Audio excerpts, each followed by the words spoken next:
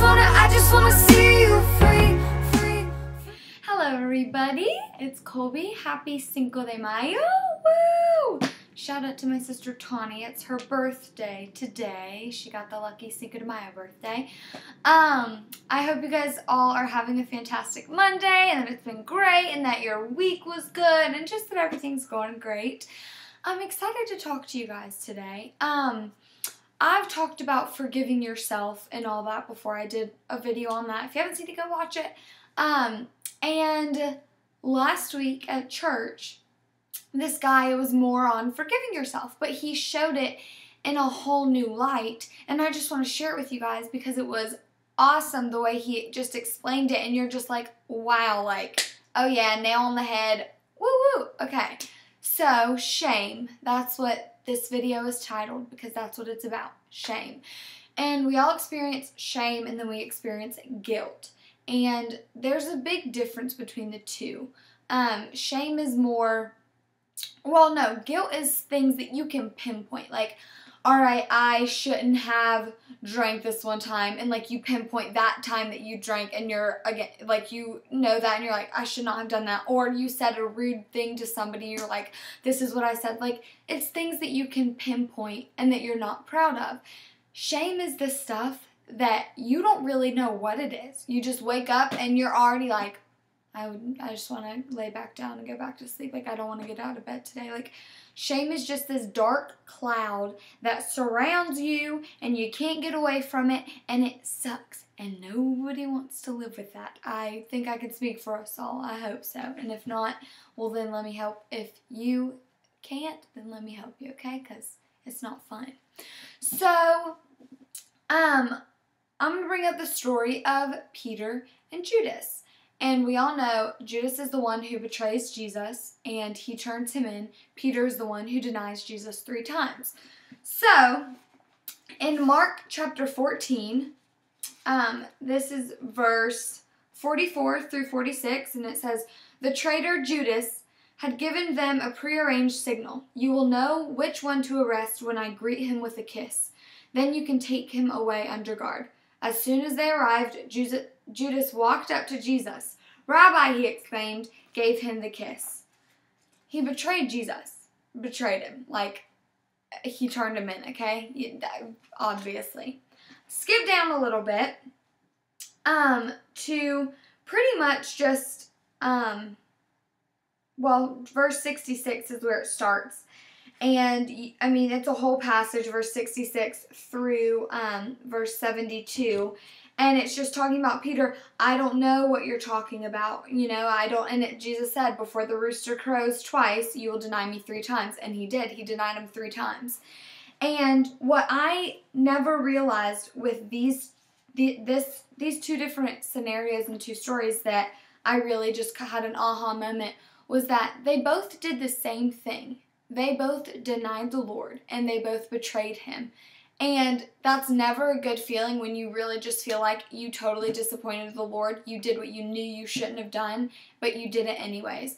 And the difference between each of these guys is that, well, Judas hung himself because he couldn't live with the shame. He could not deal with it. And he was just like, I can't go on, you know, just felt so awful about it that he went and he hung himself for it because he just couldn't, he couldn't handle it.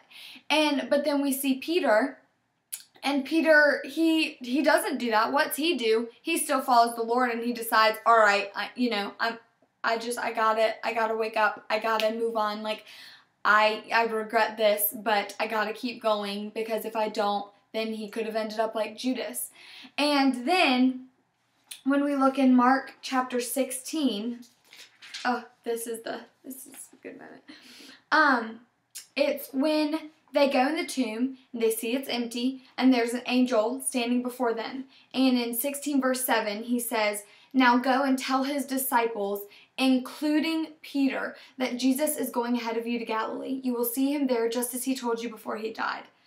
And I got chills when he first read that because it says, now go and tell his disciples, including Peter. And that to me was just like, oh my gosh, like Jesus wasn't even upset one of his disciples, his own disciples that he had chosen, denied him. But guess what? He said, even Peter, including him, you go and tell everyone, even Peter, like, that I'm coming, like, I'm back. And that just is very comforting, because it's like, no matter where we go, mistakes that we make, Jesus is still like, hey, even you, I'm still choosing you. I still died for you. I'm still doing this for you. I still love you. It just made me want to cry, because how great of a feeling is that? And I've made my fair share of mistakes. I am not proud of them. But what I've learned is I would much rather be like Peter. And Peter allowed himself forgiveness. He allowed the Lord to forgive him for it. And I don't want to be like Judas. I don't want to suffer every single day and have shame create this noose around my neck to where I can't ever enjoy anything. I can't be happy. I can't serve the Lord to my full capability, because I am just so down in the dumps and so consumed by this shame of past mistakes I've done or things I've said or anything. I don't want to be like that. I want to be like Peter. I want to find redemption and just be like, okay, you know what? I'm going to wake up. I'm going to leave shame at home. I'm going to walk out that door, and I'm going to do everything I can to be the best possible person and best follower of Christ that I can be. I'm not going to allow the shame to consume me. That's what I want to share with you guys. I mean, don't let the shame consume you. Don't let the guilt turn into shame. Wake up and say, you know what? Yeah, I've done things. Yeah, I've said things I'm not proud of. But you can't change the past. All you can do is work towards a better future for yourself and for you and Christ's relationship. That's all you can do. So just focus on that. Don't dwell in the past. Don't dwell on things you can't change. Because, hey, Jesus said, the angel said, go and tell the disciples, even Peter, hey, the Lord loves you, even though you made a mistake, even though you done something wrong, hey, he still loves you, he still wants you to follow him. So don't think that means you can't, or you have to just completely turn away because you're so consumed by the shame and the guilt.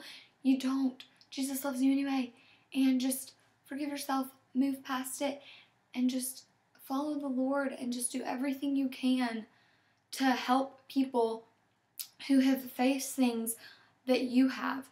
I feel so blessed that I get to do this and talk to you guys, and I get to be open about, well, yeah, I've done this. Yeah, I did this. Yeah, I did that. But I'm going to use what the devil intended for bad and turn it into something that I know the Lord intended for good. So just do that this week. Just don't walk in the shame. And just break away from those chains that you feel are holding you down, and just rise up and be, I saw a quote on Twitter, it said, be the person that when you stand up and you wake up in the morning, the devil goes, oh crap, they're up. Be that person. Be that person. And it's just, don't be consumed by your shame, because you don't deserve that, and we just need to walk in the light, not in the darkness. I love you guys. I'll see you next week. I hope you have a great week. I'll be praying for you all. So.